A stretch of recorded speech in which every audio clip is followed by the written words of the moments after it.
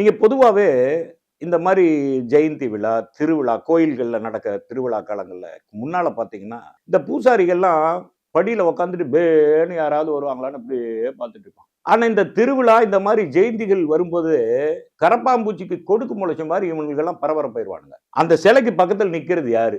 தட்டேந்தி நிக்கிறது யாரு? இது அவனுங்களுக்குள்ள ஒரு போட்டாபோட்டி நடக்கும். வர்றவங்க ஒழுங்கா வருவாங்க. தேவரையாவுக்கு மாலை போடுவாங்க. அவங்க பாட்டுக்கு மரியாதை செஞ்சுட்டு போயிடுவாங்க. ஆனா இந்த பூசாரிகளுக்குள்ள நடக்கிற அந்த தில்லு முள்ளு பரபரப்பு இருக்கு பாத்தீங்களா? அந்த தட்டேந்தி நிக்கிறதுக்கு வருமானம் தான்.